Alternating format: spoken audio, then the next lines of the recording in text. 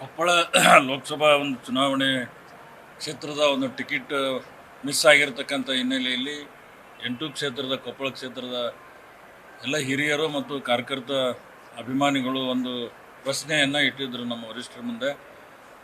ನಾವು ಬರ್ತಾ ಇದ್ದೇವೆ, ನೀವೆಲ್ಲರೂ ವರಿಷ್ಠರು ಇಲ್ಲಿ ಸೇರಬೇಕು ಮತ್ತು ನಮಗೆ ಆದ ಅನ್ಯಾಯವನ್ನು ತುಂಬಿಕೊಡಬೇಕಂತ ಕೂಡ ಒಂದು ಮನವಿ ಇತ್ತು ಅವರು. ಆ ಮನವಿಯನ್ನು ಕೂಲಂಕಷವಾಗಿ ನಮ್ಮ ರಾಜ್ಯ ಘಟಕದ ಅಧ್ಯಕ್ಷರಾದಂಥ ವಿಜೇಂದ್ರ ಅವರು ಮತ್ತು ನಮ್ಮ ಸುಪ್ರೀಂ ನಾಯಕರಂತ ಮಾನ್ಯ ಯಡಿಯೂರಪ್ಪನವರು, ನಮ್ಮ ಕೇಂದ್ರ ಮಂತ್ರಿಗಳಂತ ಮಾನ್ಯ ಪ್ರಹ್ಲಾದ್ ಜೋಶಿ ಸಾಹೇಬರು ಮತ್ತು ಮಾಜಿ ಮುಖ್ಯಮಂತ್ರಿಗಳಂತ ಬಸವರಾಜ ಬೊಮ್ಮಾಯಿ ಅವರು, ನಮ್ಮ ಇನ್ನಿತರ ನಮ್ಮ ನಾಯಕರಂತ ನಮ್ಮ ರವಿಕುಮಾರ್ ಅವರು ಮತ್ತು ಅರವಿಂದ್ ಬೆಲ್ಲದವರು, ಅನೇಕ ಜನ ಅದರಲ್ಲಿ ಪಾಲ್ಗೊಂಡಿದ್ದರು.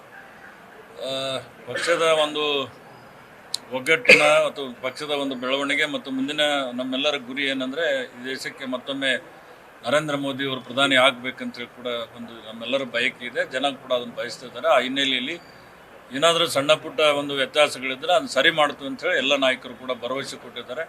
ಹಾಗಾಗಿ ಪಕ್ಷದ ಕೆಲಸವನ್ನು ನಾವು ಮಾಡ್ತೀವಿ.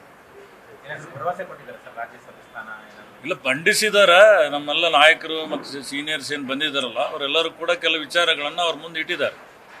ಅವರು ಅದನ್ನು ನಾವು ಗಣನೆಗೆ ತೆಗೆದುಕೊಳ್ತೀವಿ ಅನ್ನೋ ಮಾತನ್ನು ಹೇಳಿದ್ದಾರೆ. ಬಸವರಾಜ್ ಅಭ್ಯರ್ಥಿಯವರದು ಒಂದು ಭಾಗ ಭಾರತೀಯ ಜನತಾ ಪಾರ್ಟಿ ಇರ್ತದೆ. ಭಾರತೀಯ ಜನತಾ ಪಾರ್ಟಿ ಮತ್ತು ನಮ್ಮ ಕನಸು ನರೇಂದ್ರ ಮೋದಿ ಅವರು ಮತ್ತೆ ಈ ದೇಶದ ಪ್ರಧಾನಿ ಆಗಬೇಕು.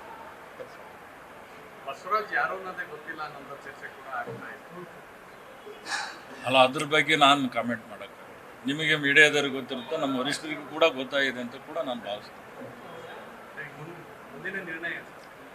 ನಿರ್ಣಯ ಪಾರ್ಟಿ ಬರುವ ಕೆಲಸ ಮಾಡಿದ ಮತ್ತೆ ನಿರ್ಣಯ ಏನು ಬೇರೆ ಐತಿ?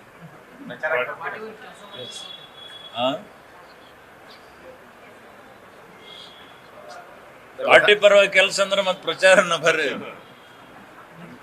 ನಥಿಂಗ್ ಬಟ್ ಏನಂತಾರಲ್ಲ ಅದಕ್ಕೆ. Thank you. ನ್ಯೂಸ್ ಫಸ್ಟ್ ನಿರ್ಭೀತಿಯಿಂದ ನಿಮ್ಮ ಪರವಾಗಿ.